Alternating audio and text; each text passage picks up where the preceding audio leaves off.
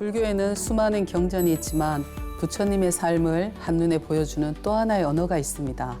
바로 미술입니다. 사찰의 벽화와 탱화, 조각 등에는 부처님의 전생 이야기부터 탄생, 그리고 인간 세상에서 전법을 펼치신 이야기까지 마치 한 편의 드라마가 담겨 있는데요. 앞으로 이 시간을 통해 부처님의 삶과 가르침을 다양한 불교 미술을 통해 만나보려고 합니다. 네, 첫 번째로 만날 이야기는 본생경과 불본행지경에 나오는 부처님의 전생 이야기입니다. 부처님께서 과거에 수메다라는 청년으로 살고 계셨어요. 이미 깊은 선정을 이뤘고 정식 수행자이기보다 그 당시에 많은 수행자들이 모여서 수행을 하고 있었던 그 무리 속에 한 분이셨어요. 그런 어느 날 연등불께서 오신다는 소식을 듣습니다. 불교에는 과거, 현재, 미래에 부처님이 계시는데요. 과거에는 연등불이시고요. 현재에는 석가모니 부처님이십니다. 미래에는 당내하생 미륵존불이 계십니다. 그리고 우리에게 익숙한 석가모니 부처님이 지금 수메다입니다. 전생사니까요. 오늘 이야기의 핵심은 연등불께서, 과거 연등불께서 수메다에게 수기를 주는 장면입니다.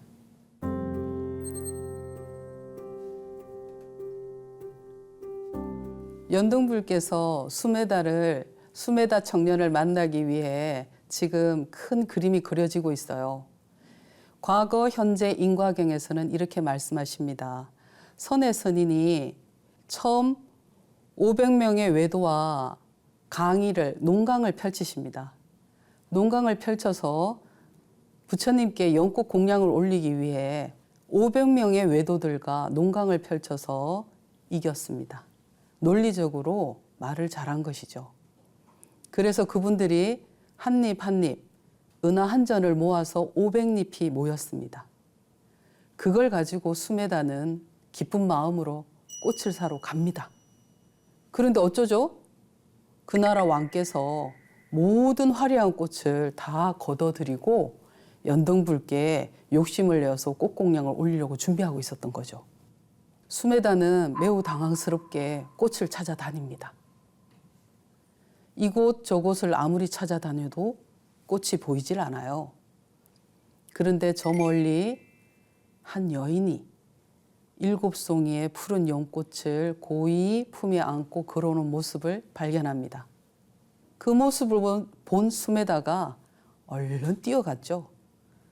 그리고 간곡히 저에게 그 꽃을 파시오 하고 부탁을 드립니다. 그러나 그 여인도 그 꽃을 부처님께 공양 올리기 위해 고이 간직하고 있었던 터라 쉽게 줄 수가 없었어요. 그러자 수메다가 농강을 해서 500잎의 은하를 간직하고 있었기 때문에 그 500잎의 은하를 건네고 꽃을 5송이만 살 수 있었어요. 수메다는 그나마 그 꽃을 품에 안고 고이 걸어오시는 연등불께 꽃공양을 올리러 걸어가고 있었어요. 그러자 그 여인이 부탁을 합니다. 나머지 2송이를 드릴 테니 저 대신 수행자이신 수메다께서 연등불께 공양을 올려주십시오. 그러자 수메다는 수락합니다. 수메다는 그 푸른 연꽃 7송이를 들고 부처님이 이 앞을 지나가기를 기다립니다. 부처님이 가까이 오시자 많은 사람들이 꽃공양을 올리며 그 꽃이 바닥에 떨어지겠죠. 그러면 꽃길이죠. 부처님이 맨발로 걸어 다니시니까요. 그러니 그 꽃길을 걸으시며 부처님이 오시는 모습을 보며 수메다가 품에 안고 있던 푸른 연꽃송이를 허공에 뿌립니다. 우리도 좋은 일이 있으면 폭죽을 터뜨리듯이 수메다도 약간 멀찌감치해서 부처님을 향해 꽃을 공양을 올렸어요. 그랬더니 신기한 일이 벌어지죠. 그 주위에 있던 많은 사람들이 모두 탄성을 지르며 놀랍니다.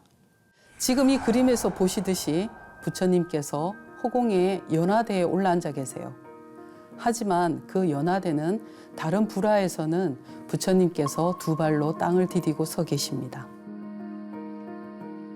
그런데 이 목판본에서는 숨에다가 올린 꽃공양으로 연화대가 만들어지고, 그리고 나머지 두 송이를 준 그 여인의 꽃은 부처님의 머리 위에 둥둥 떠서 부처님을 장음해 드리고 있어요. 모든 사람들이 궁금해하죠. 어떻게 저 수행자가 꽃공양 올린 것은 왕이 올린 것보다 더 부처님을 존귀하게 만드는 것인가? 많은 사람들이 궁금해하고 있습니다.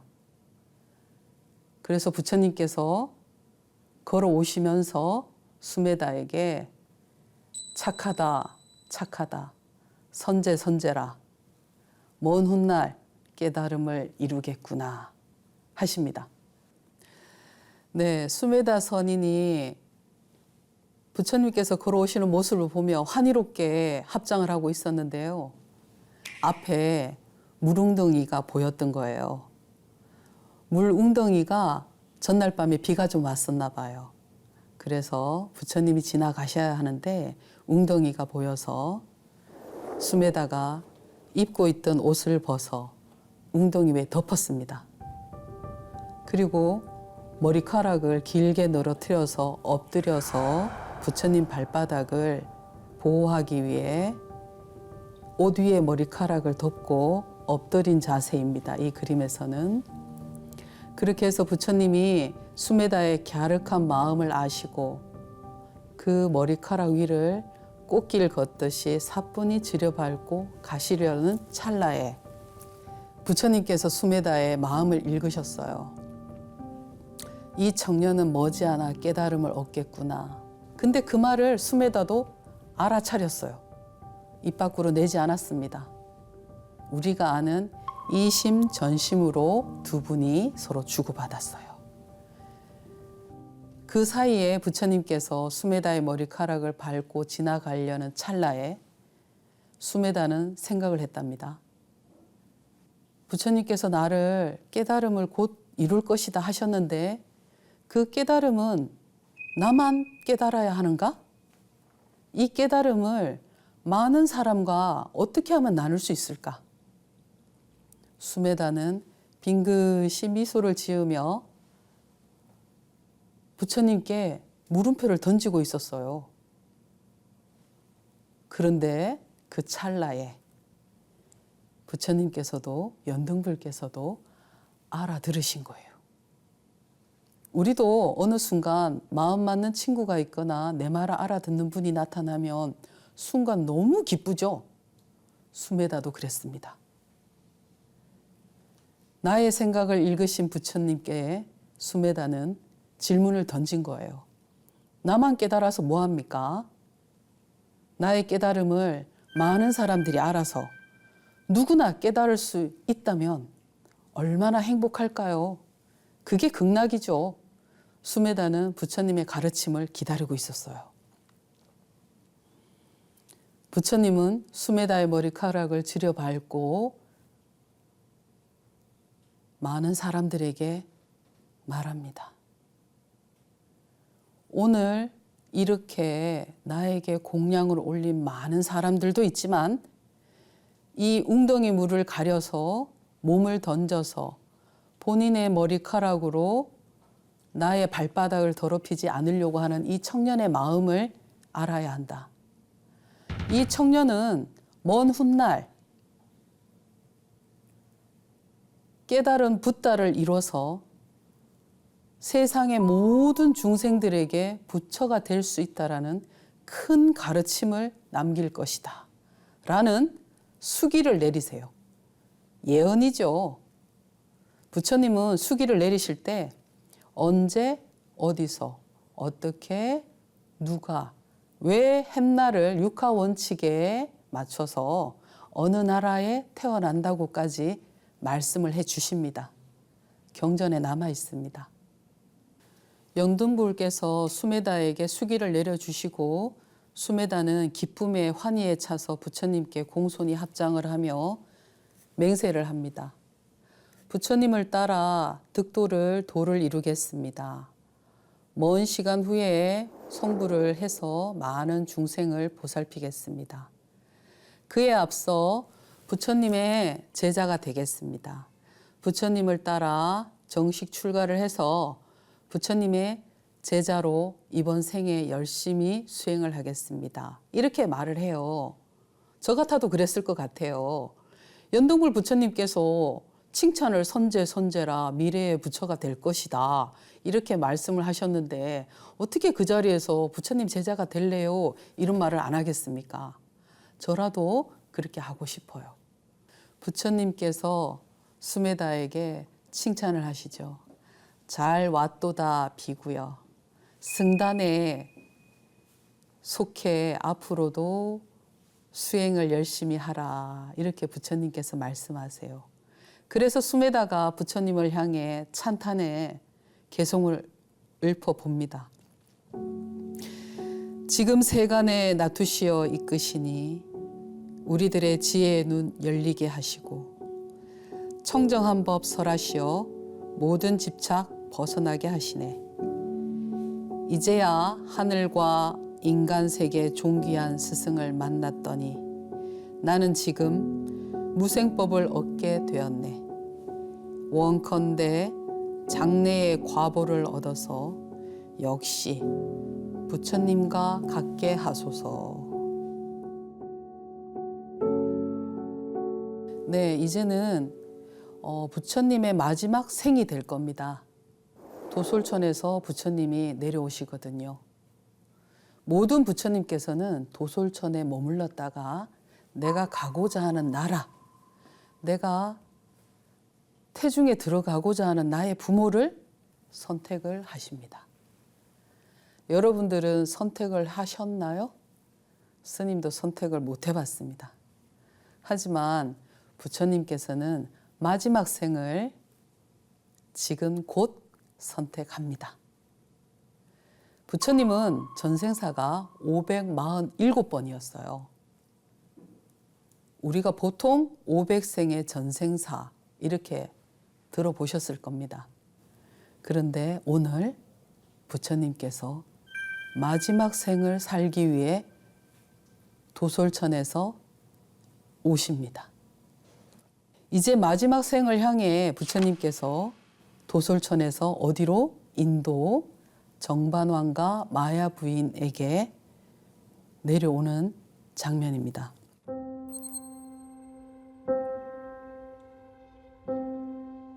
불본 행집경에 따르면 보살은 도솔천에서 마지막 생을 기다립니다.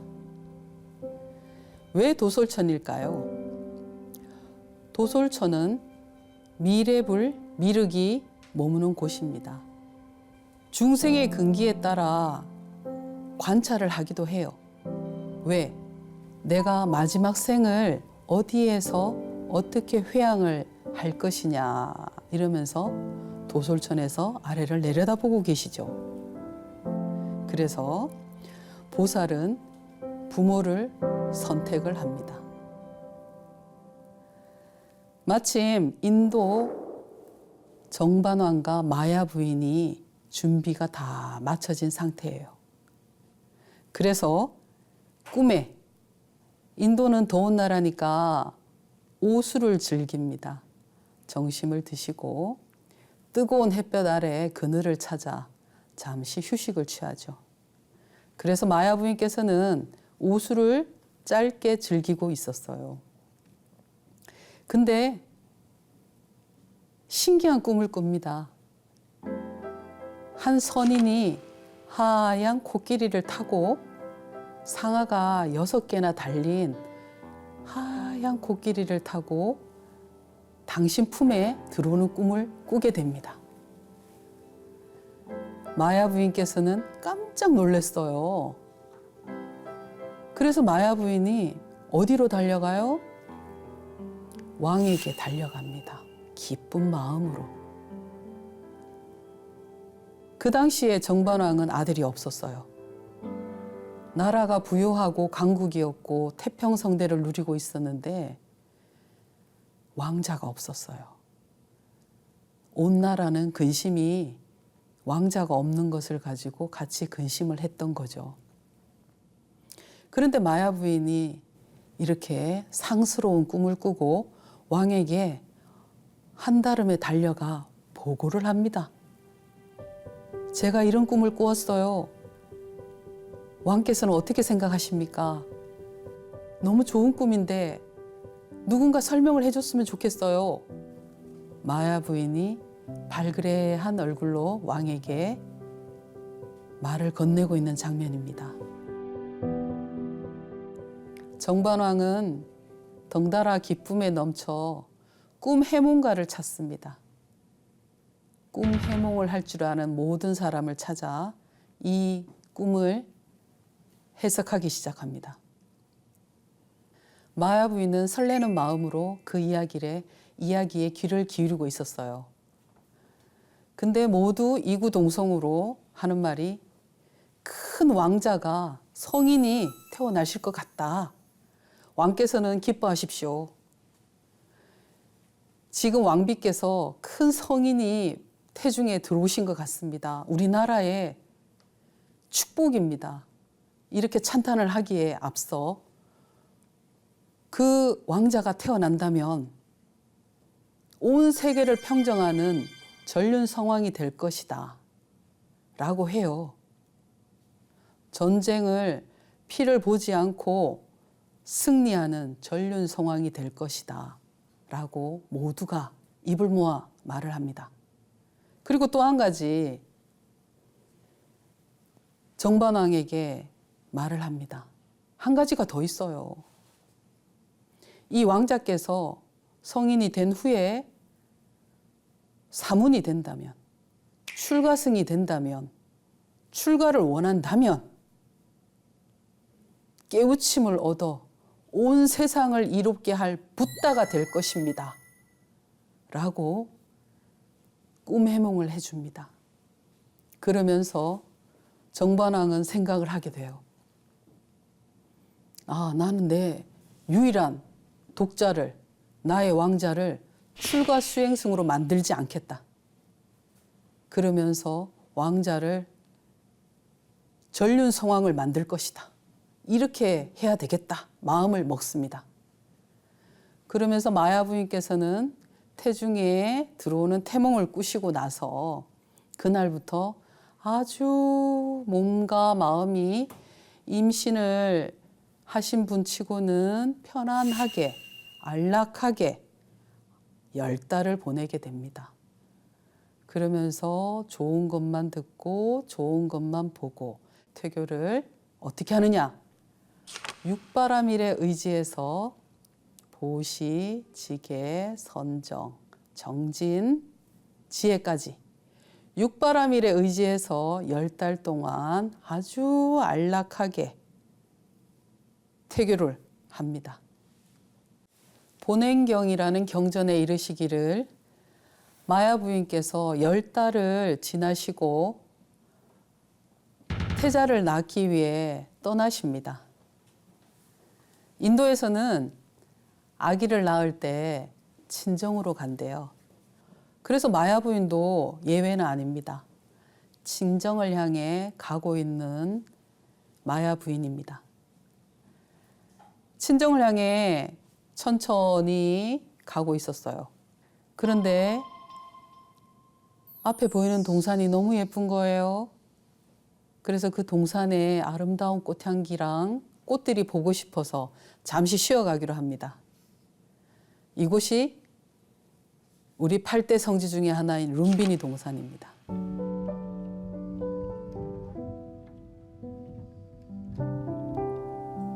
마야 부인은 마차에서 내려서 무거운 몸을 이끌고 한 걸음 한 걸음 아름다운 꽃향기를 뿜고 있는 나무에게 다가갑니다.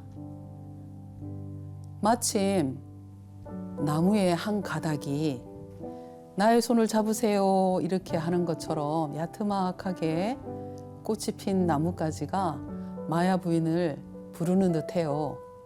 그러자 마야 부인이 몸도 무거우니까 나뭇가지를 살짝 잡아봅니다. 이 그림과 같이 살짝 손을 올렸어요. 그런데 순간 산통이 와서 옆구리로 아기 부처님을 태어나게 합니다. 왜 옆구리일까요? 이 시점에서. 그 당시에 인도는 계급 제도가 무섭도록 철저합니다. 지금도 그렇습니다. 그런데 왕족이기 때문에 아래로 아기를 출산하는 게 아니라 옆구리로, 날개가 돋는 옆구리로 왕족을 출산한다, 이렇게 표현을 합니다. 그래서 마야 부인이 아기 왕자를 출산하는 모습이 한 손은 가지를 붙잡고 있고 옆에서 시녀들이 아기 부처님을 보호하며 받아내는 장면입니다. 그리고 바로 옆에 그림을 보면 아기 부처님이 서 계시죠? 있을 수 없는 일입니다. 2570년 전에 이 일이 있었다는 거 아닙니까? 그래서 아기 부처님께서 7걸음을 또 걸었대요. 어떻게 7걸음을 걷죠? 한 걸음 한 걸음 걸을 때마다 용꽃이 올라와서 아기 부처님 발을 보호해 줬대요. 그리고 여기서 아주 중요한 우리 모두가 알고 있는 그 단어가 있죠. 외쳐야죠. 천상천하 유아 독존. 오른손을 하늘 위로, 왼손을 땅 아래로. 하늘 위, 땅 아래. 귀하지 않은 존재는 없다. 이 뜻입니다. 너도 귀하고 나도 귀하고 우리 모두 귀한 존재다. 거기에서 하늘을 보면 9마리 용이 나와요. 이 용들이 아기 부처님께 목욕을 시켜드리기 위해서 해수 깊은 곳에서 따뜻하고 깨끗한 해수를 입에 머금고 아기 부처님께 살짝 뿌려드립니다. 깨끗하게 목욕을 시켜드려요. 그게 우리가 4월 초파일 되면은 관불식하는 의식이 여기서 나온 겁니다. 향으로 만든 물을 뿌려드리며 소원을 빌잖아요. 학생들은 공부 잘하고 건강하게 해주세요. 취업생들에게는 직업이 원만히 성취되게 해주세요. 아픈 분들에게는 짧게 아프고 빨리 쾌차하게 해주세요. 그 기도의 소원을 지금 이 장면으로 우리가 2570년 동안 행위를 했어요. 그리고 아기 부처님 주위로 보살의 관, 둥근 광배 같은 것을 하신 분들이 주위에 있습니다. 그분들은 사람이 아니에요. 누굴까요? 사천왕들입니다. 이 사천왕들이 아기 부처님을 찬탄하기 위해서 무릎을 꿇고 합장예를 갖추고 있습니다. 그리고 거기 앞에 보면 사각형 이렇게 2개가 보이는데요. 이거는 마른 땅에서 웅덩이처럼 2군데에 우물이 생긴 거예요. 하나는 차갑고 청명한 맑은 물, 또 하나는 따뜻한 온천수. 아기 부처님께 목욕을 시켜드리기 위해서 땅도 이렇게 스스로 물을 만들어서 아기 부처님께 공양을 올리고자 솟은 거예요. 땅에서 온천수와 맑은 약수가 솟으면서 부처님께 찬탄을 보내는 이 모습이 온 세상 사람들이 느낄 수 있게 땅에 진동이 일고 꽃비가 내렸다고 합니다. 지금 아기 부처님께서는 모두의 찬탄을 받으며 기쁨과 한이롭게 궁으로 돌아가십니다. 황궁하시는 거죠.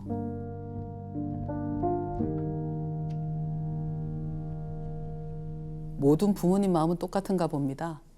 정반왕께서도 우리 아기 왕자, 우리 귀한 우리 왕자를 어떻게 궁으로 멋지게 데려갈까 고민을 해요.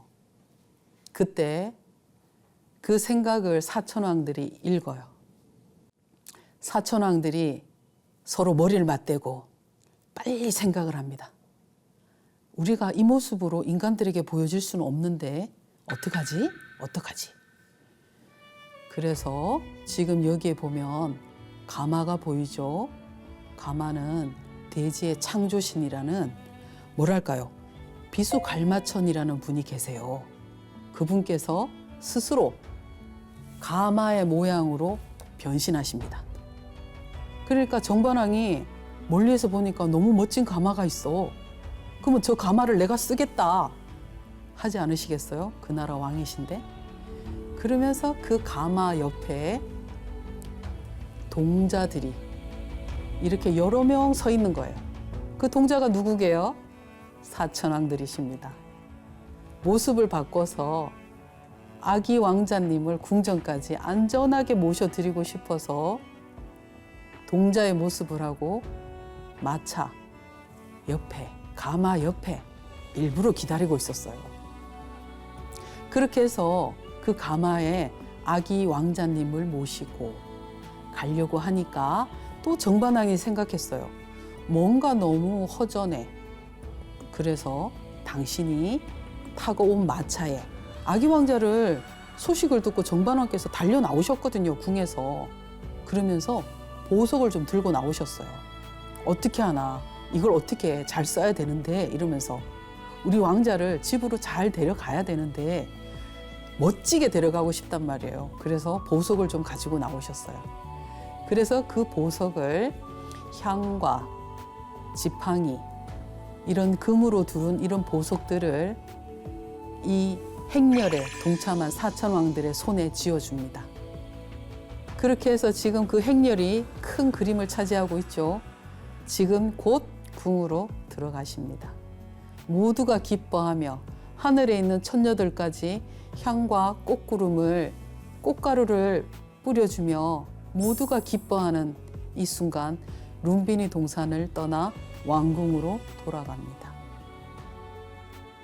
정반왕께서 아기 왕자를 안고 궁으로 돌아갑니다. 궁궐은 기쁜 소식을 맞이해서 축제 분위기죠. 왕자가 없던 이 나라에 왕자가 태어났습니다. 그리고 아주 좋은 태몽을 꾸고 마야 부인께서 기쁜 마음으로 10달 태중에 들어있던 어린 왕자를 무사히 건강하게 왕자님을 안고 궁으로 들어오십니다. 정반왕께서는 온 국민 들으라고 하시죠. 얼굴, 관상을 볼 줄 아는 우리 왕자의 미래를 점쳐줄 성인들은 모두 모여라. 우리 왕자의 미래를 알고 싶다 하십니다.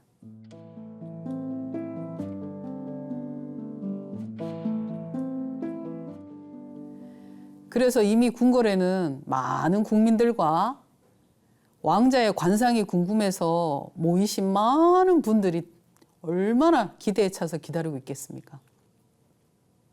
그런데 오늘 이 장면은 아기 왕자가 주인공이 아니에요.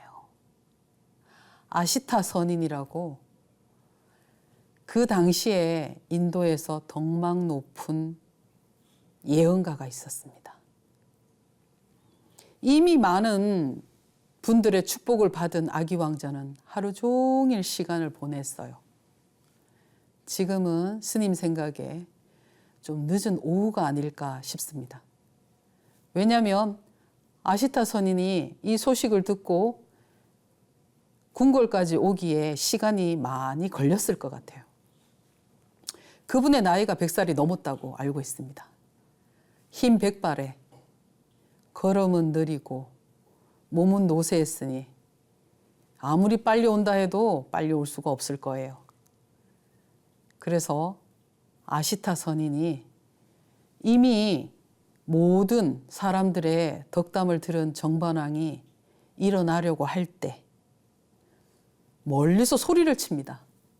감히 국왕에게 나에게 그 왕자를 보여주십시오, 왕이시여. 외칩니다. 그 순간 홍해가 갈리듯이 국민들이, 사람들이 길을 열어줍니다. 아시타 선인을 아니깐요.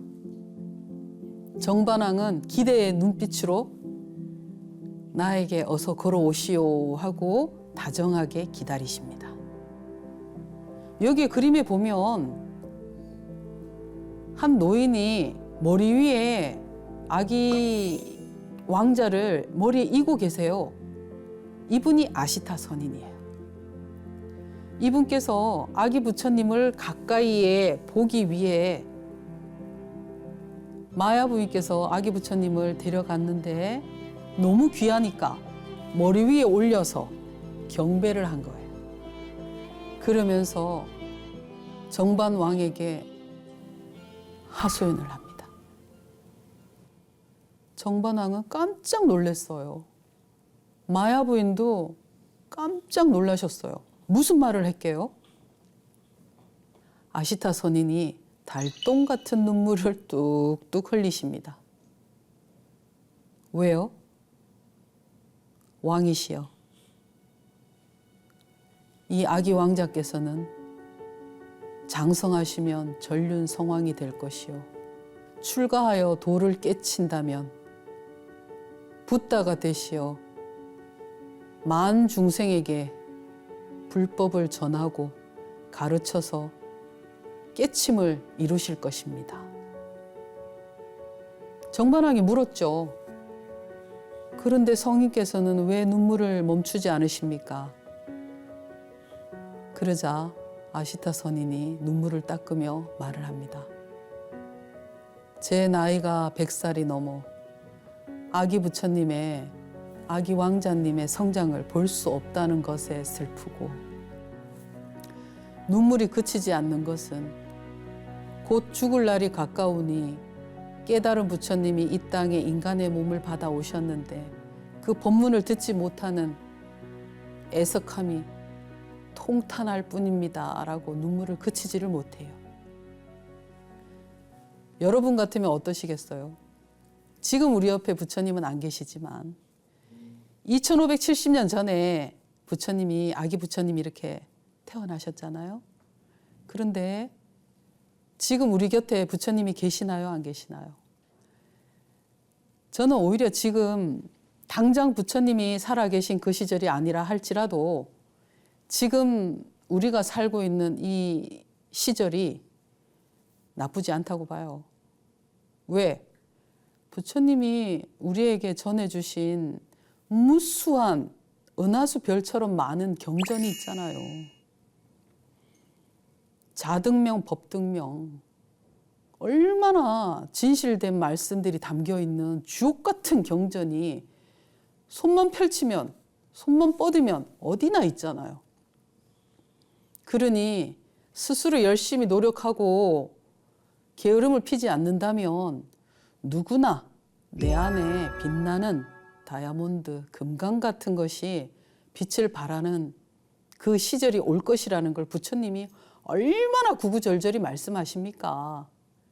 근데 아시타 선인은 그러질 못했죠. 그러면서 슬픔의 눈물을 끊임없이 흘렸습니다.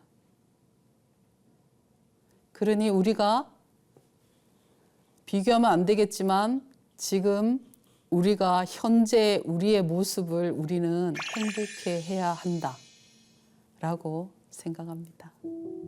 그래서 이 그림에서 보면 하늘에 있는 천신도 구름을 타고 내려와 그 자리를 증명해 주는 거예요. 증명법사. 아시타 선인의 말을 증명하는 거예요. 그러면서 아기 왕자의 건강과 행복을 같이 찬탄하는 장면이 되겠습니다. 기쁨도 잠시 7일 만에 어머님 마야 부인께서 열반에 드십니다. 7일 동안 궁궐은 축제 분위기였죠. 하지만 7일 후에는 모두가 탄식을 하며 슬퍼합니다. 결론을 말씀드리자면 마야 부인께서는 7일 후에 열반에 드시면서 도솔촌으로 올라가십니다.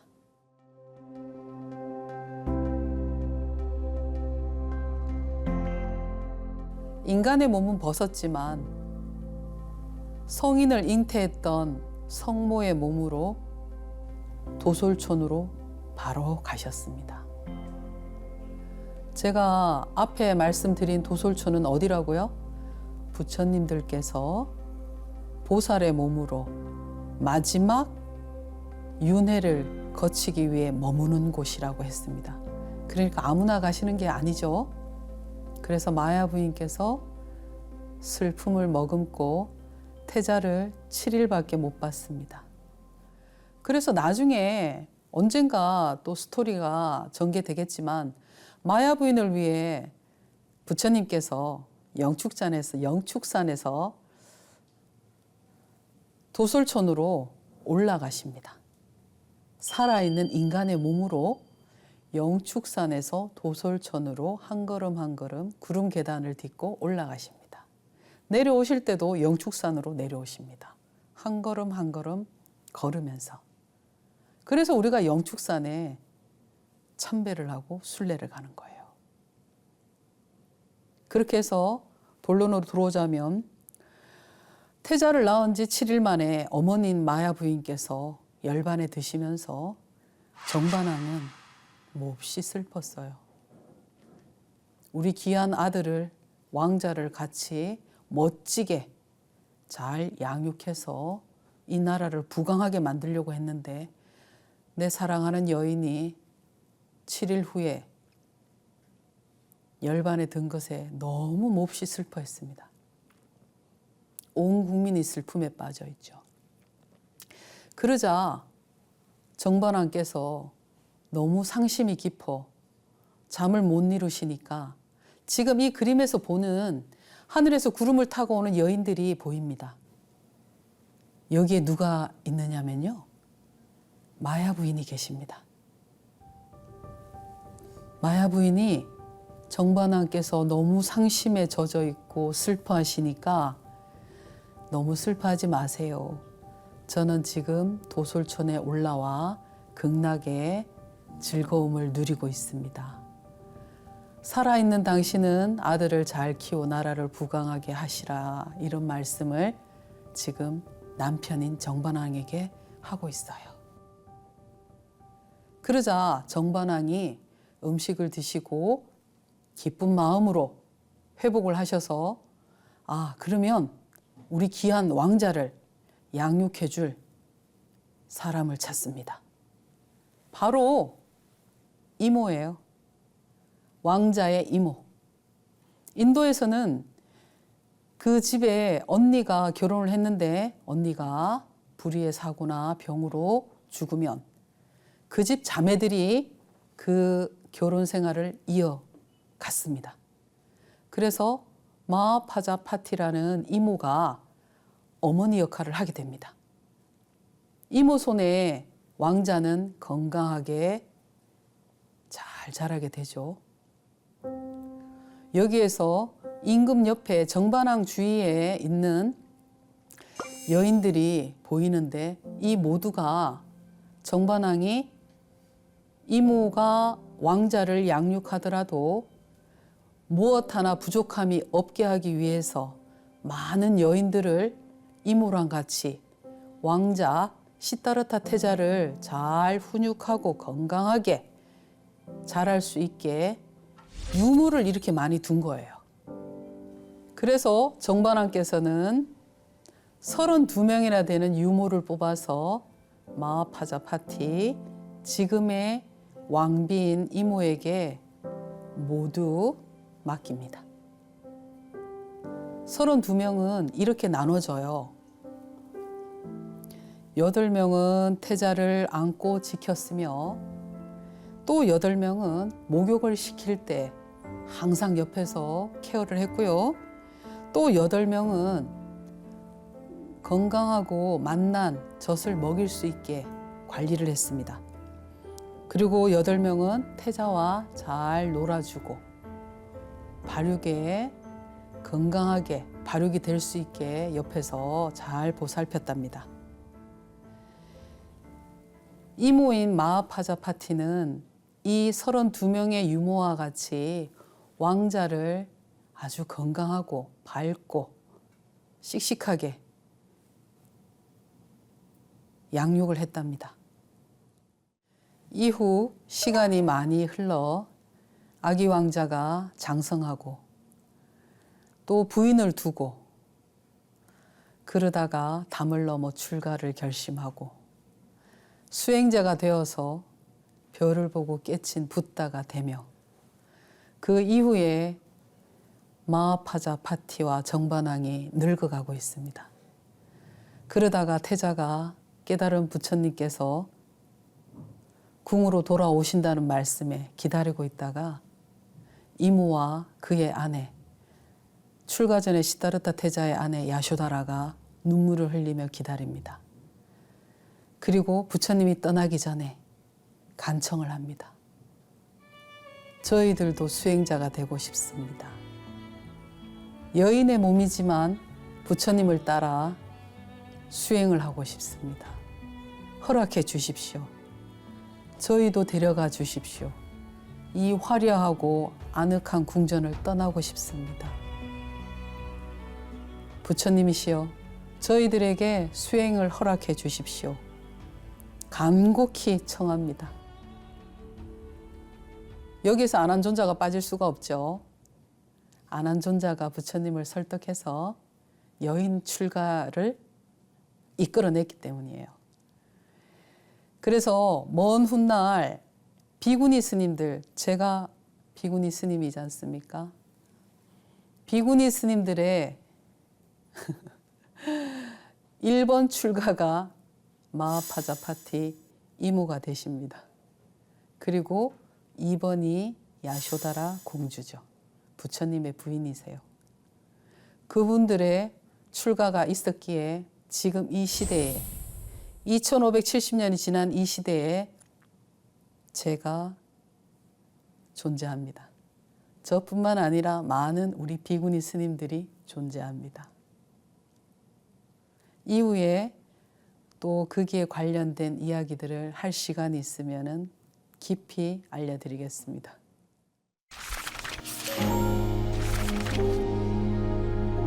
오늘은 부처님의 과거생과 탄생까지 만나보았는데요. 과거, 현재, 미래가 연결되어 있는 부처님의 삶은 무궁무진한 이야기를 담고 있습니다. 다음 시간에도 알면 알수록 더 흥미진진한 부처님의 삶과 그림 이야기로 찾아뵙겠습니다. 감사합니다. 지난 시간에는 본생경을 바탕으로 부처님의 전생담과 훗날 중생을 위해 석가족의 왕자로 태어나신 이야기까지 만나보았는데요. 시다르타 태자는 수많은 축복 속에 태어났지만 안타깝게도 어머니를 일찍 여의고 이모의 보살핌으로 성장하게 됩니다. 이모는 지극지정성으로 조카를 키웠고 한 나라의 왕자 신분이었기에 당대 최고의 환경과 최고의 교육을 받게 되는데요. 과연 출가 전 부처님은 궁궐에서 어떤 삶을 사셨는지 오늘은 이에 대한 이야기를 준비했습니다. 대장엄경에 이르셨습니다. 보살이 태자로 태어나서 여러 석씨의 권속들이 있겠죠. 그 또래에 태어난 왕자와 공주들이 있습니다. 그들과 같이 아주 뛰어난 교육을 받게 되는데요. 그 교육을 받기 전에 10살쯤 시다르타 태자의 그 10살까지의 교육 과정을 앞으로 다뤄볼 것이고요. 지금은 아버지 품에 안겨서 태자가 뭐랄까요, 선친들의 묘에 참배하러 가는 겁니다. 그 장면에서 재미있는 거는 이 참배를 하러 가는 과정에서 지금 그림을 보시면요, 그 법당 안에 이분들이 예배를 받아야 되는 분들이 서 계세요. 앉아 있는 게 아니라 서서 기다리고 계십니다. 왜냐하면 태자는 인간의 윤회, 동물의 윤회, 모든 윤회의 마지막을 겪으러 오신 부처님의 화신이시니까 예우를 갖추기 위해서 앉아서 절을 못 받아요. 그래서 태자가 정반왕 품에서 이 법당을 들어가는 데에는 법당에 계신 신들이 모두 서서 예의를 갖추고 기다리는 장면입니다. 정반왕은 몸소 태자를 거느리고 수레를 타고 궁성을 나가서 향을 사르고 꽃을 뿌리고 큰 길을 가득하게 코끼리와 말이 헤아릴 수 없는 숫자로 많은 병사들과 깃발과 일산과 무수한 궁녀들의 시중을 들으면서 선친들의 조상들의 이 묘를 참배하러 갑니다. 허공 가운데는 천녀들이 내려와 구름을 타고 천신들이 내려와서 이 즐거움을 더 북돋아 줍니다. 이때 정반왕은 엄숙하게 갖추어진 천묘 안으로 들어갑니다. 천묘 안에 이르렀을 때 왕이 태자를 안고 문턱을 넘으려고 할 때 그곳에 있던 모든 천신들이 기립을 합니다. 일어서서 태자를 맞이합니다. 그 모습을 본 정반왕은 놀라지 않을 수가 없었어요. 모든 천신의 형상들은 각각 본래의 형상을 나타내어서 아름다운 개송으로 아기 부처님을 찬탄합니다. 성자께서는 해와 달과 같고 또한 깊은 바다와 같도다. 그리고 수미상과 같나니 우리들을 공경함은 옳지 않나이다. 복덕과 지혜와 위실력 예배드리는 사람은 큰 이익 얻으리라. 어떤 사람이 교만한 마음을 버린다면 하늘에 태어나 열반을 증득하리라. 이렇게 태자가 천묘에 들어서는 모습을 보이자 무량한 여러 하늘의 백성들은 안욕따라 삼약삼부리심의 일어났다고 합니다. 안욕따라 삼약삼부리심은 깨달음을 얻었다는 뜻입니다.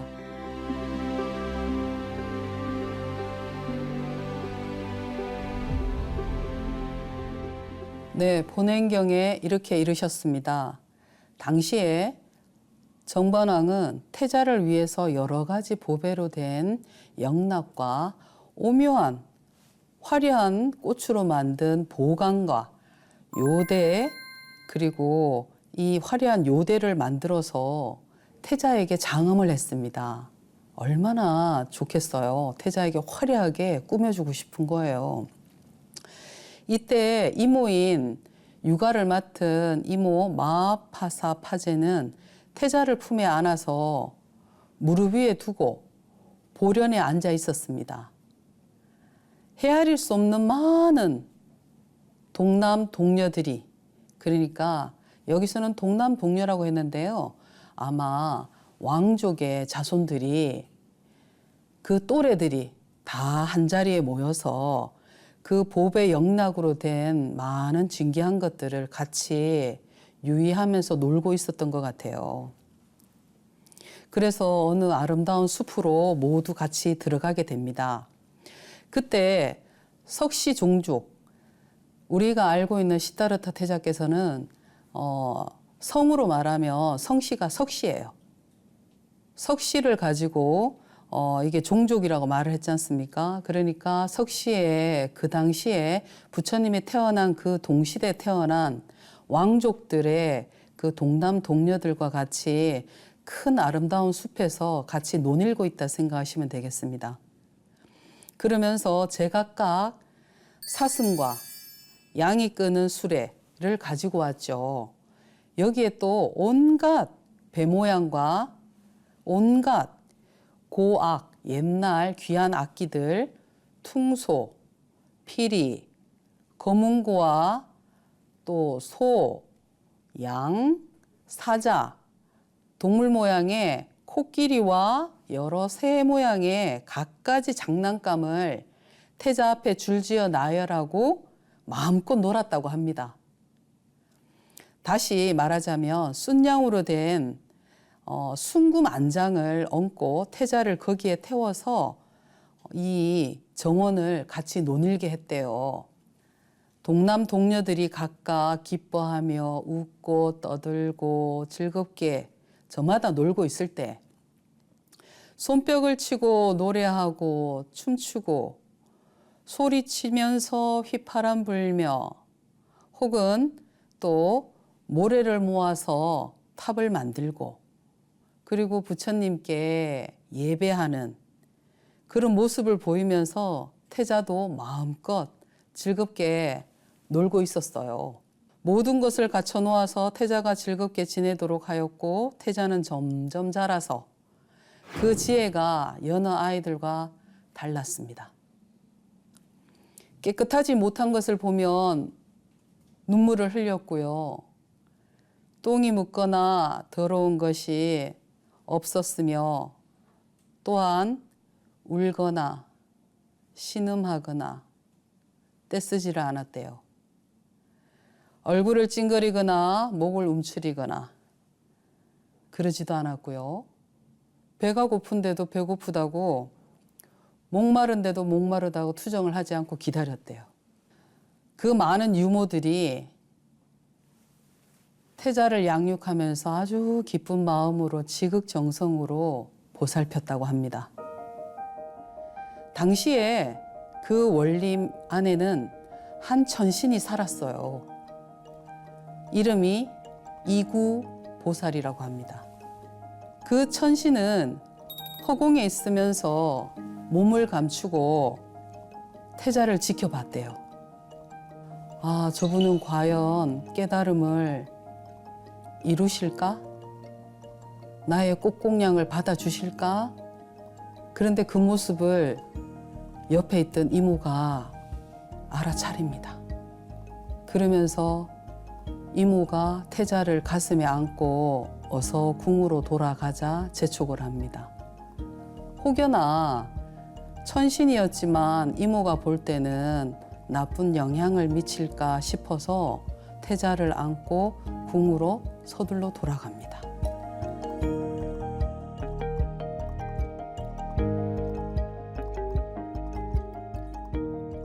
본행경에서 말씀하십니다. 정번왕은 태자의 나이가 어느덧 8살이 된 걸 알고 어떤 가르침을 줘야 할지 고민을 하고 있었어요. 그러면서 많은 신하들에게 어떤 교육을 해야 될지 좋은 생각을 말하라 하며 의논을 청합니다. 경들은 알지어다 나라 안에서 지혜가 제일로 뛰어난 사람을 찾아서 태자의 스승으로 삼아라. 태자에게 글을 읽히고 산수를 가르치게 하여라. 그러자 신하들이 모두 한 입으로 한 사람을 추천합니다. 비사바빌다라라는 경론을 잘 알고 태자를 잘 가르칠 만한 스승이 있습니다. 이 말을 들은 정반왕은 아주 반갑게 그럼 스승으로 모셔보자. 그렇게 해서 태자만 가르치면 우열을 가릴 수가 없잖아요. 그러니까 왕족들의 공주와 왕자들을 모아서 대신들의 귀한 아들, 딸들을 같이 모아서 경론을 같이 배우게 합니다. 석시 종족의 동자들도 역시 태자를 따라 글을 배우게 하였습니다. 이때 허공 가운데 여러 천신과 천왕들이 태자를 수호하면서 온갖 하늘나라의 꽃을 태자의 머리 위에 사뿐히 뿌려줍니다. 모든 지구상의 이런 만물 중에 인간이 제일 느리대요. 동물은 태어나자마자 두 발을 네 발로 서서 디디려고 애를 쓰고 바로 걷습니다. 인간으로 태어나는 아기들은 우리도 다 거쳤지만 오랫동안 보살핌을 받아야 되고요. 말과 언어, 걷기 모든 판단을 할 때까지는 몇 년이 걸립니다. 그러니 천신들이 우리 태자께서 이렇게 글을 배우신다 하니 얼마나 기뻤겠어요? 그러니까 하늘에 있는 향기로운 꽃을 뿌려준 겁니다. 그래서 태자가 이 어린 나이에도 그 스승에게 당돌하게 말합니다. 이 그림에서 보시듯이 저에게 범서와 선서를 가르치십니까? 이와 같은 책은 무려 64가지 종류가 있는데 존경하는 스승께서는 저에게 어떤 책으로 어떻게 가르쳐 주실 거예요? 이렇게 태자가 질문을 한 겁니다. 그러니까 금방 스승으로 오신 이 비사 바빌다라는 스승께서는 태자가 이렇게 책의 이름을 말하는 것을 듣고 굉장히 놀랐어요. 속으로는 조금 부끄러웠어요. 내가 모르는 책도 이미 태자는 알고 있었던 거죠. 평소 그의 교만함과 암안심이 여기에서 살짝 드러나서 더 부끄러웠대요. 어린 태자니까 그냥 요 정도만 가르치면 되겠지 했던 부분을 속마음이 들킨 거예요. 비사 바밀다라는 스승께서 말을 더 붙이기도 뭐하고 떼기도 뭐하니까 개송으로 노래로 개송을 읊었답니다. 희유하두다 청정하고 지혜 있는 사람 누구죠? 아기 태자입니다. 거룩하게 모든 세간의 법을 섭수하셨네. 스스로 이미 모든 경론에 통달하였는데 다시 나의 학당에 들어오셨네. 이와 같은 책 이름 나는 아직 모르는데 그대 지금 모조리 외워 지니고 있네.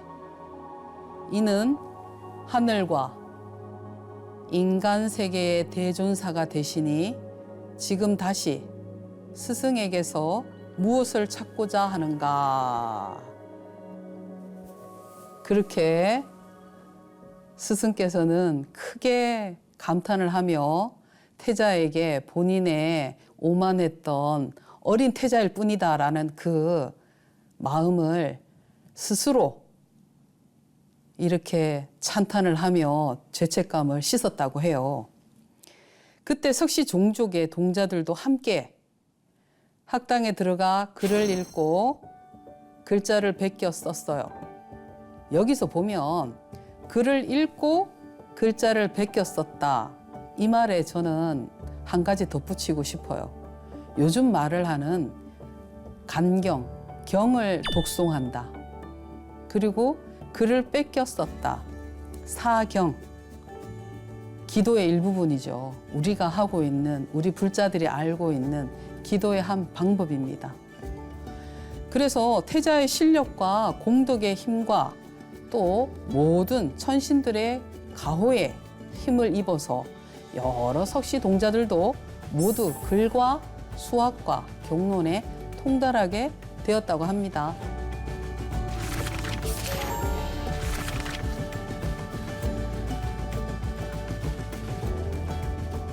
정번왕은 다시 여러 신하들을 모아놓고 말했습니다. 신하들 가운데 어느 누가 무술에 능한가? 그런 출중한 자를 찾아오라. 왜요? 태자에게 무술을 겸비해서 스스로 몸도 지키지만 강건한 체력을 단련시키기 위해, 그리고 왕족들이 있죠. 그 왕족들 사이에서도 내 아들이 뛰어나게 출중한 무예를 할 수 있다는 걸 보여주고 싶은 거예요. 무예 선생님으로 찬제제바라는 스승을 모십니다. 그분은 경술도 뛰어나고 법식 가운데 그가 해득하고 알고 있는 모든 29가지 병법을 이것을 모두 통달하고 있었어요. 그래서 왕은 정원에 무예를 할 수 있는 큰 정원을 따로 만들어요. 태자가 익히고 배울 수 있는 누구의 방해도 받지 않는 그런 공간을 따로 만듭니다. 그래서 무예 스승인 찬제제바를 태자 앞에 만나게 하죠. 무예를 가르치려고 스승께서 태자에게 말을 합니다. 이 무기를 활을 들어보십시오. 활을 이렇게 쏘는 겁니다. 이렇게 일러주죠. 그런데 그림에서 보면 태자가 활을 시위를 당기고 있지 않아요. 태자가 이렇게 말합니다. 저는 스스로 이것을 해득하고 있으니 다시 배울 필요가 없습니다. 이에 찬제제바 스승께서는 다시 여러 왕가의 요법을 교습시키고자 하였습니다. 여기에서 왕가의 요법이란 천문, 별을 관찰하고요. 제사, 점찰, 별로 점을 칩니다. 현사, 전사, 유어, 짐승과 새들의 소리를 알고 속론에 통달하며 여러 기회를 조작하여 기회로 상대에게 보답하는 법, 주술, 잡사 등 10가지 종류를 말을 합니다. 또한 예전 선왕들의 치화를 적은 모든 서적도 태자에게 가르치고 자신과 다른 사람의 해석도 또한 이와 같이 가르쳤습니다. 이때도 또 다시 세상 사람들은 여러 해 여러 달에 걸쳐서 배우고 물어서 혹은 학문을 이룬 사람도 있고 이루지 못한 사람도 있습니다. 그러나 그들의 여러 가지 기회와 일체의 모든 지식을 그 논리를 태자는 일시에 이루어냈기에 나머지 석시 종족들의 미칠 만큼이나 익히고 배울 필요가 없었습니다. 태자는 그 모두를 모조리 통달했고 자유자재로 다뤘습니다. 찬제제바는 태자를 위해 다음과 같은 개송을 설했습니다. 그대는 어릴 때부터 편안히 학당에서 학문을 배웠는데 많은 공력을 들이지 않고 잠깐 사이에 저절로 아셨네. 짧은 세월 동안 배웠지만 오랫동안 배운 사람보다 뛰어났으니 그동안 얻은 모든 기회는 그 성취가 모두 다른 사람을 넘어서네. 이렇게 찬탄을 합니다. 그리고는 오히려 스승이신 무예 담당 스승이신 이분께서는 태자를 향해 합장 반배를 하며 예배를 갖췄습니다. 네, 여기서 한 가지 포인트가 있어요. 조금 전에 무예를 가르치는 스승님 앞에서 활과 화살을 손에 들고 손에 쥐고 굳이 배우지 않아도 된다라는 태자말 기억하십니까? 여기서 태자는 내가 활을 들고 관역에 쏠 수는 있지만 쏘지 않아도 이미 무예에 통달했다라고 스승에게 말을 했죠. 스님 생각에는 태자께서 시다르타 태자는 생명을 죽이는 일을 하고 싶지 않기 때문에 나는 어느 정도 무예가 몸에 익혔으니 스승께서는 나에게 그 활과 화살을 들고 쏘는 모습을 굳이 강요하지 말라라는 뜻으로 스님은 해석을 해봅니다. 그렇지 않고서는 이 목판에 태자가 양손을 이렇게 늘어뜨리고 손끝에 활이 있고요. 화살이 있어요. 그 모습을 보면 태자가 이걸로 생명을 내가 죽이고자 하는 마음이 없다라는 것을 또 알 수 있는 대목입니다.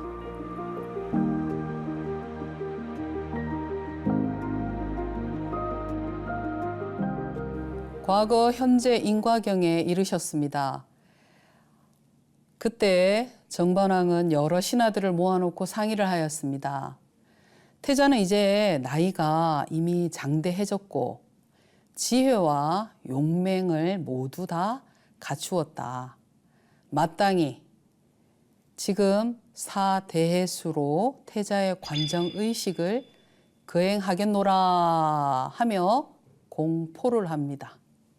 여러 주위의 작은 나라의 왕들도 이 의식에 동참을 합니다. 이 그림에서 보면 왕들이 쓰고 있는 보관들이 있어요. 왕관 같은 것이 몇 개가 보입니다. 일반 신료들이 쓰고 있는 모자랑 다릅니다. 모두 왕들이에요. 그 왕들이 태자의 관정식을 한다고 하니까 정반왕에게 모여듭니다. 그러면서 태자는 중간에 어린 태자가 한 명 보입니다. 그리고 그 앞에 4가지의 바닷물을 모아서 정수리에 부으려고 준비하고 있는 한 왕이 보입니다. 그리고 하늘에는 천신들이 축하를 해주기 위해서 모여들죠. 이날이 바로 2월 8일입니다. 2월 8일에는 태자의 정수리에 물을 붓고 관정식을 거행할 것이다 발표한 날이에요. 그래서 지금 주위에 있는 각 나라 왕들이 태자에게 관정식을 하는 걸 직접 보고 경험을 하고 당신들 나라에 가서 누구에게 해주기 위해 이 자리에 참석했을까요? 공주와 왕자에게 지금 시다르타 태자가 이렇게 좋은 날을 받아서 이렇게 관정식을 했대. 그럼 우리도 이날 해야 되지 않겠어? 따라서 같은 날 합니다. 그래서 태자의 정수리에 사대해수를 붓고 7보의 도장을 태자에게 부촉하였습니다. 7보에 7가지 가지 보석이 박힌 도장을 말합니다. 그리고 북소리가 울려 퍼지는 가운데 소리 높이 외쳤습니다. 이제 살바실 딸 이렇게 말하지만 시다르타 태자를 세워 삼았다. 이 나라의 왕세자를 삼았다. 이렇게 발표를 합니다. 그때 호공에서는 철용, 야차, 비인, 인간 아닌 여러 가지 천신들이 하늘의 기악을 연주하면서 이구동성으로 찬탄하며 말했습니다. 거룩하도다. 마땅히 가비라국에 태자를 세웠도다. 모두 다 한 입으로 입을 모아 찬탄을 합니다. 이렇게 관정식이 끝나고 태자가 이제 그만 놀고 싶어요. 이렇게 아버지께 고합니다. 그러자 정반왕이 따뜻한 미소를 지으며 그래 이제 큰 의식은 끝났으니까 실컷 놀아라. 그러면서 하인들이 태자를 모시고 아름다운 숲으로 뛰어갑니다. 많은 동남 동료들이 같이 뛰어갑니다.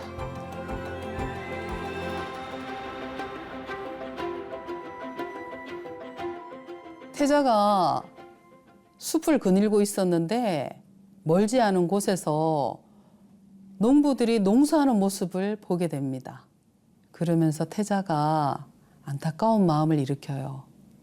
나는 이렇게 화려한 궁중 생활을 하고 있는데 저렇게 험한 일을 하고 손에 흙을 묻히며 땀을 흘리며 고통스럽게 햇볕 아래서 일을 하고 있는 농부들을 보며 측은지심을 냅니다. 애옥을 벗어야 저 깊은 근심에서 벗어나리라 라고 혼자 생각을 합니다. 근데 옆에서 왕이 그 말을 전해 듣고 깊은 근심을 합니다. 태자가 왜 측은지심을 냈지? 그런 모습을 보이지 말았어야 되는데 측은지심을 내다가 출가하면 어떡하지? 수행자가 되면 어떡하지? 이 고민을 합니다. 그러면서 정반왕이 결론을 내린 것이 태자의 혼인을 서둘러야 되겠다라고 결론을 내립니다. 서둘러 혼인을 시켜서 태자의 뜻을 즐겁게 해주는 것이 좋겠다라고 정반왕은 생각하게 됩니다. 농부에 땀을 흘리며 농사 짓는 그 모습이 너무 가련해 보였잖아요. 그래서 불설 보요경에서 이렇게 이르셨습니다. 그때 태자는 나이가 드디어 장대해져서 부왕에게 아뢰어 묻 신하들과 더불어 함께 촌락을 돌아보면서 밭 갈고 가래질하는 사람들이 부지런히 힘쓰며 맡은 일에 종사하는 모습을 둘러보았다. 그러다가 농부들이 땅을 갈아 엎는데 벌레가 땅 속에서 딸려 나오자 이어서 하늘을 날던 새와 까마귀가 어느 사이에 쏜살같이 내려와서 벌레를 물고 날아가는 걸 봤어요. 그 모습을 본 태자는 몹시 당황했죠. 순식간에 벌어진 일입니다. 태자는 이것을 보고 자비심이 일어나 슬프고 안타까워했어요. 이게 연민심입니다. 부처의 종자는 보리심과 연민심이 있어야 된대요. 안타까워하는 마음이죠. 그래서 세간에는 이와 같은 고통이 있어 끊임이 없이 불안하구나. 사람의 목숨은 매우 짧은데 근심과 두려움은 끊이지 않는 날이 없고 세월은 빠르게 흘러가는데 내쉬고 들이쉬는 숨을 보장받을 수 없구나. 다음 세상이 있다 하더라도 하늘 세계와 인간 세계가 처음부터 끝까지 사막도의 고통에 시달리지 않으니 그것을 일컬어 기재할 수 없고 오치의 생사는 수레바퀴처럼 돌고 돌아 끝이 없고 그 속에 빠져들어도 깨닫지 못하고 있으니 그 아픔과 고통을 비유하기 어렵도다. 이와 같이 생각하고서 다시 보니 정원 안에 연부수라고 하는 큰 나무가 있었어요. 그 나무가 잎이 무성해서 태자가 내가 저 나무 아래 가서 잠시 쉬어야 되겠다 이 생각을 하며 나무 가까이 갑니다. 나무 가까이 가서 그냥 이렇게 서서 이렇게 그늘에 쉬어도 될 텐데 본인도 모르게 가부좌를 틀고 그러니까 책상 다리, 앞바다리 우리 절에서 불교에서 말하는 가부좌 다리를 하고 자리에 앉습니다. 그런데 신기한 거는 배웠겠어요? 아니요. 저절로. 그게 습관이고 업이라고 해요. 그런데 우리 아기태자께서 우리 태자님께서 연부수 나무에 앉아서 가부좌를 틀고 다리를 포개어서 앉아서 눈을 지그시 감고 저절로 호흡을 들이마시고 내쉬고 들숨 날숨하며 진정을 하고 있었어요. 스스로 릴렉스를 찾아간 거죠. 이게 무서운 겁니다. 전생의 습관이 나도 모르게 나오는. 그러니 우리가 평소에 하고 있는 것들 중에 처음 배우고 처음 익히는데도 너무 잘할 때는 내가 오랫동안 해봤던 것이 내가 또 지금 만나서 자연스럽게 하는 겁니다.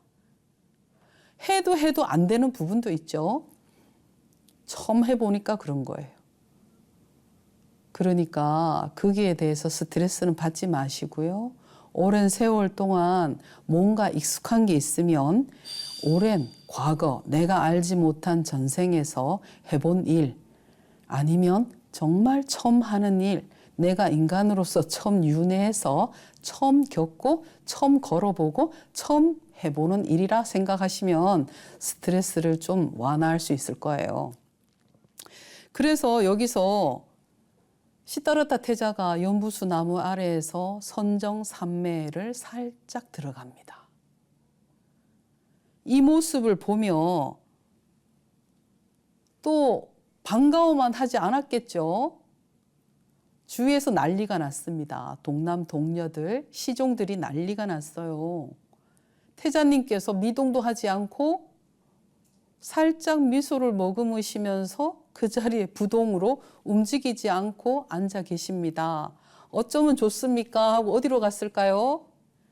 정반왕에게 쫓아갑니다. 정반왕이 달려온 모습이에요. 지금의 그림은 대신들과 정반왕이 나무 아래 앉아있는 태자를 보기 위해 지금 와 있는 장면입니다. 정반왕이 몹시 놀랐습니다. 나의 아들이 저러면 안 되는데. 그런데 저 위에 허공을 보시면 구름 위에 5분 정도가 구름을 타고 태자 머리 위에 떠 있습니다. 여기서는 5분으로 표현이 되었지만 경전에는 500명의 천신들이 구름을 타고 지나가고 있는 장면이라고 합니다. 그런데 이분들이 못 지나가고 우왕좌왕하는 모습이에요. 도대체 지상에서 무슨 일이 벌어졌길래 우리가 가는 길을 누군가 투명 유리로 막은 것처럼 못 지나가요, 지금. 그래서 허공에서 이분들이 일찍이 없었던 일이다. 도대체 땅 위에서 무슨 일이 벌어지나 내려가 보자 이러고는 허공에서 내려와 땅에 디디고 서 있습니다. 이때 해가 너무 비치니까 나뭇가지를 길게 늘어뜨려서 태자의 머리 위를 그늘로 더 가려주고 있어요. 그러면서 그 천신들이 지상에 내려와서 보니까 귀하고 귀하신 분께서 마지막 윤회를 두고 마지막 윤회를 마치려고 인간의 몸으로 태어나셔서 지금 첫 선정에 드신 걸 보신 겁니다. 그러면서 그 자리에서 찬탄을 하죠. 불이 산마루에 있는 것 같고 달이 무별 가운데 있는 것 같네. 몸을 나타내 나무 아래서 선정에 되니 그 위강 비치지 않는 곳 없구나. 이렇게 개성으로 노래를 불러드리고 이제 자리를 뜹니다. 지금 앞에 계시는 시다르타 태자는 모든 윤회 547가지 윤회를 마지막으로 숙제를 해내기 위해서 지금 이 자리에 있는 거니까요. 그러면서 천신들이 무심히 지나가다가 태자의 그 위엄을 느끼고 앞에 투명한 유리가 있는 것처럼 그 길을 지나갈 수가 없는 거죠. 그래서 찬탄을 하고 축하의 메시지를 남기고 이제 가는 겁니다. 그래서 그분이 처음 태어났을 때 몸은 스스로 앉아 선사에 잠겼으니 그 몸의 위엄은 있고 신비하였으며 광명이 사무쳐 두루 시방세계를 비추었다. 이에 모든 천신과 사람들이 이것으로 인하여 제도를 받게 되었다. 왕은 곧 태자와 함께 위엄 있게 가마를 타고 궁중으로 돌아왔다. 그런데 여기서 아까 제가 말씀드렸죠. 정반왕께서 신하들과 놀라서 뛰어왔죠. 그러니 지금 마음이 얼마나 여기 가슴이 심장이 뛰겠어요. 태자에게 어떤 표현을 어떤 식으로 얘를 설득을 해야 될까? 어떻게 말을 해야 될까? 아마 아버지로서 굉장히 고민이 많았을 것 같습니다. 그 고민을 안고 궁으로 돌아갑니다.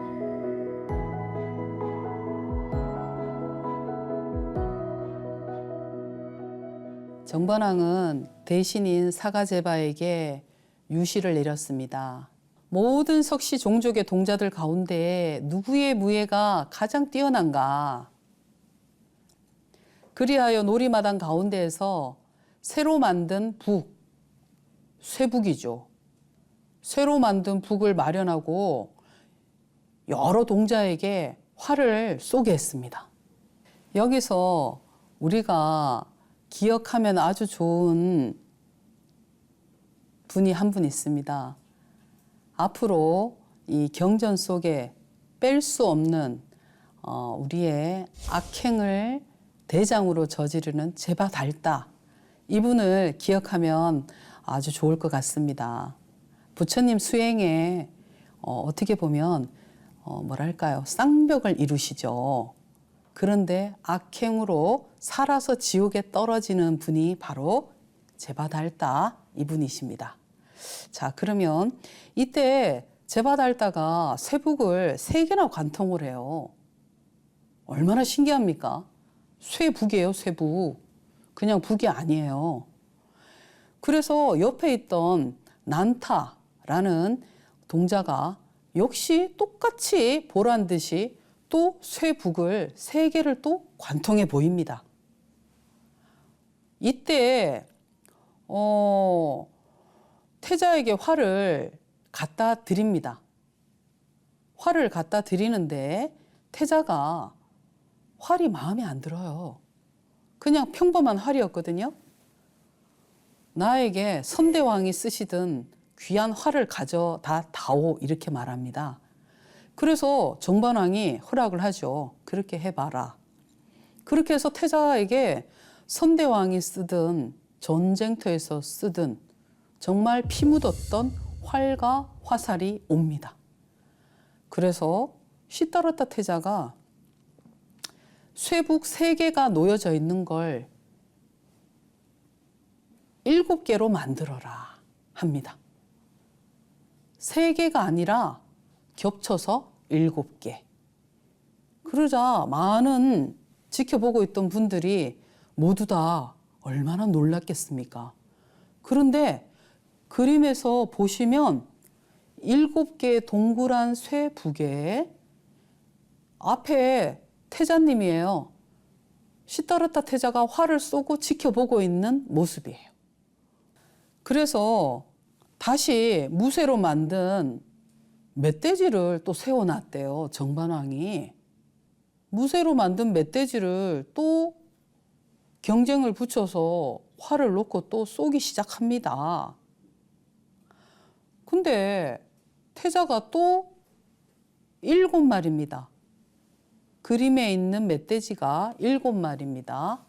7마리를 또 쏘았어요. 그러자 정반왕이 박수를 치며 아주 기뻐하죠. 우리 태자 역시 대단하구나 이렇게 기뻐했을 겁니다. 그러자 아까 제가 제바달다 기억하라 하셨죠?